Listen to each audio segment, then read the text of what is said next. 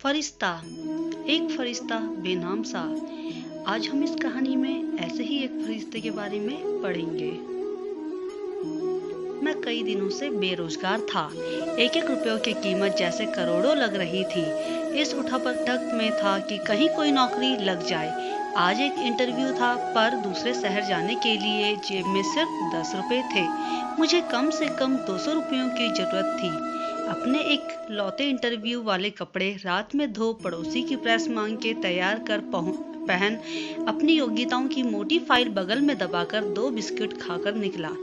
Lift ली, पैदल जैसे तैसे चिलचिलाती धूप में दरबदर, बस इस उम्मीद में स्टैंड पर जा पहुंचा कि शायद कोई पहचान वाला मिल जाए, जिससे सहायता लेकर इंटरव्यू के स्थान तक पहुंच सकूं। काफी देर खड़े रहने के बाद भी कोई नहीं दिखा। मन में घबराहट और मायूसी थी। क्या करूंगा? अब कैसे पहुंचूंगा? पास के मंदिर पर जा पहुंचा। दर्शन कर सीढ़ियों पर बैठा था। मेरे पास में एक फकीर बैठा था।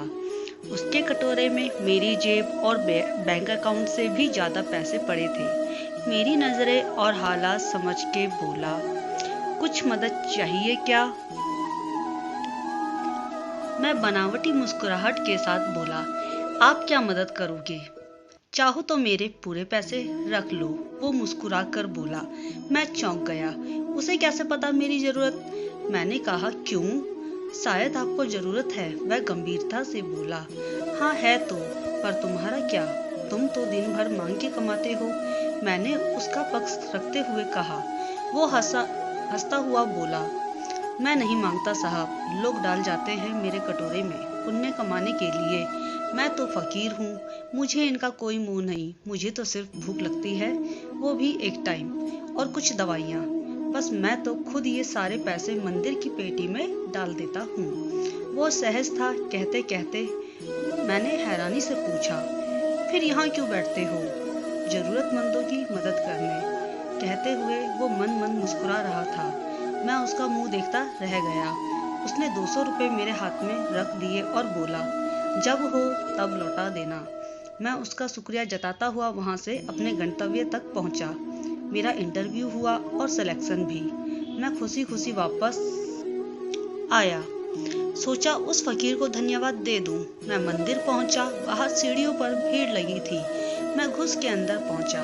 देखा वही फकीर मरा पड़ा था। मैं भौचक्का रह गया। मैंने दूसरों से पूछा, यह कैसे हुआ? पता चला वो किसी बीमारी से परेशान था, सिर्फ दवाइयों पर जिंदा था। आज उसके पास दवाइयाँ नहीं थी और ना उन्हें खरीदने के पैसे। मैं आवक सा उस फकीर को देख रहा था। अपनी दवाइयों के पैसे वो मुझे दे गया था। जिन पैसों पे उसकी जिंदगी का दारोमदार था, उन पैसों से वो मेरी जिंदगी बना गया था। भीड़ में से कोई बोला, अच्छा हुआ मर गया। ये भिखारी भी साले बोझ होते हैं, कोई काम के नहीं। मेरी आंखें डबडबा आई। वो भिखारी कहाँ था? वो तो मेरे लिए भगवान ही था, नेकी का फरिश्ता, मेरा भगवान। मित्रों, हम में से कोई नहीं जानता कि भगवान कौन है और कहाँ है। किसने देखा है भगवान को? बस इसी तरह मिल जाते हैं वो। धन्यवाद।